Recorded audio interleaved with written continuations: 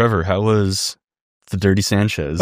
So I just came back last week from the TDS Enduro, which is the Dirty Sanchez Enduro. And, invite only. Yeah, it's like an Invite only kind of pro race, and it's on the Sanchez Ranch.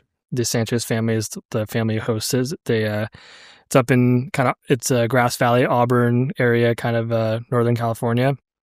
Super, super sick place.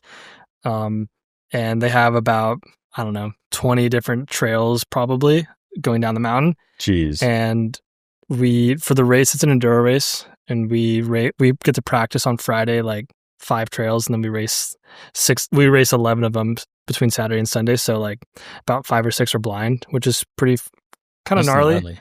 It's gnarly because I didn't actually know that. Yeah, they're hard trails. I've done it the past 5 or 6 years now, so I know the trails now, which is a huge help. People who go for the first time, like we had a couple friends do it for the first time this year, and it's gnarly doing that stuff blind. I'm sure. You really have no idea what to expect. It's pretty crazy, but yeah, Friday practice was good. To note, I was racing e-bikes. I was racing our Crestline bike, our RS 180 or LS 180, or no, sorry, S180. S180. God, They're kind of confusing now. Figure that out, Jordan. The S180. Anyway, big travel, full e-bike, super fun. The race itself is kind of a party race, so people are out every night. There's a huge bonfire and stuff, and people are drinking and having fun, and so it's more fun to do the race on an e-bike.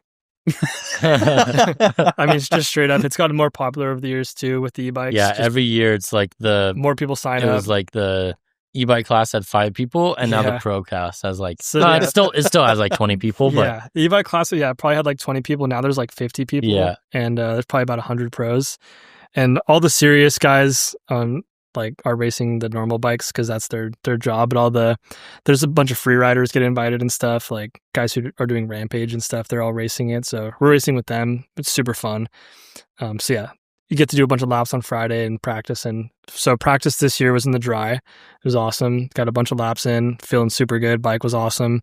And then come Saturday morning, it's raining, and we're camping. And you said it's like clay, right? It's all red clay.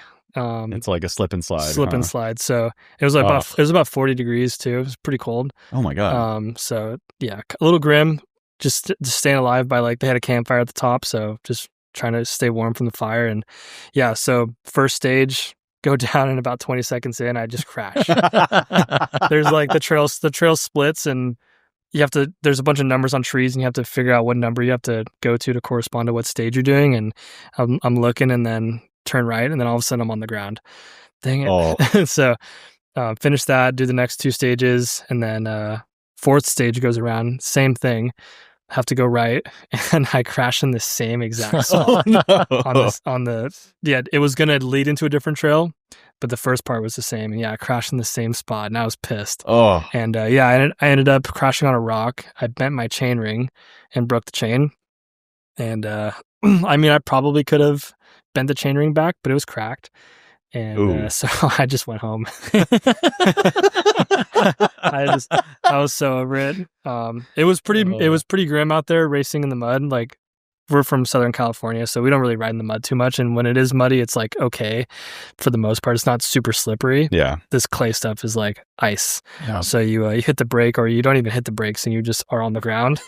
So I'm not super good at that riding. I prefer the dust and blown out conditions. Yeah. And but other than that, it was a fun experience. I wish I didn't break it so that I could have done the whole thing, but you can't win them all. So no. It is what it is. Savage. Yeah, one of the days in Rotorua was super greasy, slippery. It's tough, and it's steep too. So sometimes you're in these chutes and you're just in it, and you're just in it. You're just committed. Controlled sliding. It's I don't ski or snowboard, but it reminds me of if you're skiing and snowboarding like a chute or a couloir. Yeah. You're just in it, right? Yeah. There's nothing you can do. You're committed. I hit 2 trees that day. Turns out they don't move. Yeah. Both of them I caught. Yeah. But the one of them I hit pretty hard, caught both elbows, jammed in my ribs, and literally bruised both my ribs. They're still a little sore, yeah. Because you're committed in a chute, and you can't stop, and you got to look where you're going, and it's tough. And then you look at a tree too long, and now you're hitting it. Yeah, right. Oh, I guess I've been aiming towards it. Yeah. Yeah, I feel feel for people who ride in those conditions a lot. They obviously get good at riding that stuff. Yeah. But shout out Phil. Yeah. You know how good Phil is at riding in Italy? Dude, Phil he excels in gnarly stuff. Well, he is blowing my socks off in Rotorua. That is crazy. Just dropping me. Yeah. He's just like, yeah, just dropping in, all sliding and crazy. Yeah. He's like, I know this. Yeah. He's like, this is my bread and I was like, butter, Phil, baby. where have you been, man? Like, non-test me. yeah. Crazy. Jeez.